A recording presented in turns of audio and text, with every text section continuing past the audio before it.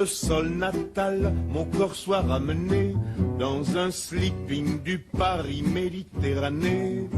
Terminus en gare de En ce 2 novembre, jour des morts, Frédéric, nous allons... Alors, on va le faire quand même avec votre sourire, on est d'accord. Bien sûr, on attendez. va vous dire que les chanteurs, nombreux sont les chanteurs à s'être emparés de cette thématique de la mort pour composer des chansons devenues incontournables. Une chronique qui sent bon le chrysanthème, mais avec le sourire aussi. Alors, le monsieur que l'on vient d'entendre là, c'est Georges Brassens, bien sûr, c'est peut-être celui qui a, avec Jacques Brel, le plus chanté la mort. Et pourquoi cette chanson hors format, 7 minutes 18, vous imaginez, pour passer 7 minutes 18, supplique pour être enterré sur la plage de Sète. On a longtemps cru que cette chanson qu'il avait enregistrée en 1966, c'était un vœu, c'était le vœu d'ailleurs qui a été exaucé, puisqu'il n'a pas été enterré sur la plage, mais au cimetière marin de Paille en 1980, puisqu'il nous a quittés le 29 octobre 1980. On a longtemps pensé que c'était véritablement quelque chose qu'il avait couché sur son testament.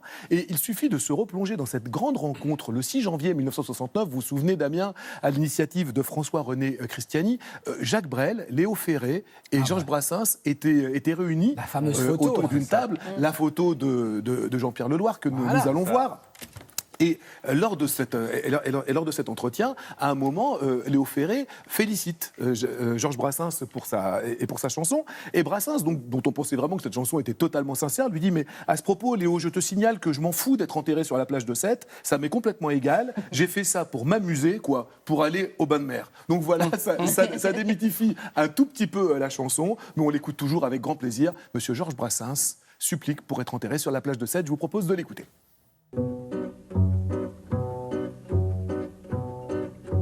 La Camarde qui ne m'a jamais pardonné d'avoir semé des fleurs dans les trous de son nez me poursuit d'un zèle imbécile. Alors cerné de près par les enterrements, j'ai cru bon de remettre à jour mon testament, de me payer un codicille.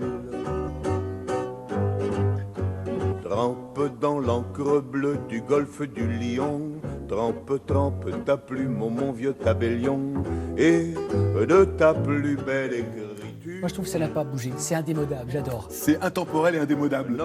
De Georges Brassens à Jacques Brel, il n'y a qu'un pas. Le moribond, autre chanson sur la mort. Là, c'est plus la mort maritime, on est dans la mort festive. Je veux qu'on rie, je veux qu'on danse, je veux qu'on s'amuse comme des fous. Je veux qu'on rie, je veux qu'on danse lorsqu'on me mettra dans le trou. 1961, on a tous pensé que cette chanson était une chanson sur la mort. Oui, effectivement, c'est une chanson, mais pas que. Cette chanson traite d'une autre obsession. Il y avait la mort, qui était une des obsessions de Jacques Brel. Une autre obsession, c'était le cocufiage, le fait de pouvoir être trompé. Et cette chanson, lorsqu'il dit à un moment « Adieu Antoine, je t'aimais bien, adieu Antoine, je t'aimais bien, tu sais, mais je pars aux fleurs, la paix dans l'âme, puisque tu étais son amant, je sais que tu prendras soin de ma femme. » Et bien sachez que dans le premier brouillon de cette chanson, il donnait carrément le prénom de sa femme, Thérèse. Je sais que tu prendras soin de Thérèse. Alors, Thérèse.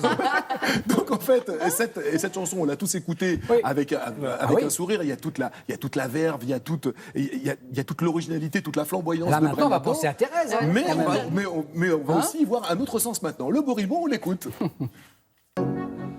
Adieu l'Antoine, je t'aimais pas bien. Adieu l'Antoine, je t'aimais pas bien. Tu sais, j'en crève de crever aujourd'hui. Alors que toi, tu es bien vivant et même plus solide que l'ennui. Adieu l'Antoine, je vais mourir. C'est dur de mourir au printemps, tu sais. Mais je pars aux fleurs, la paix dans l'âme.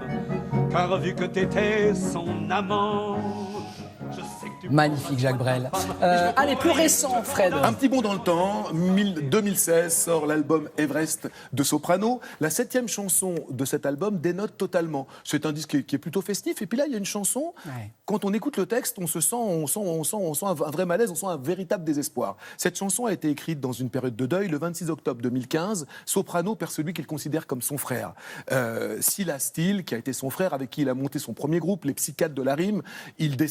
Sylla décède le 26 octobre 2015 d'un cancer à 37 ans. Soprano reste inconsolable. Il n'arrive pas à se faire à l'absence de son meilleur ami, celui qu'il a vraiment fait à la musique, qu'il a vraiment amené tout en haut de l'affiche. Et donc il décide, pour exorciser ça, d'en faire une chanson.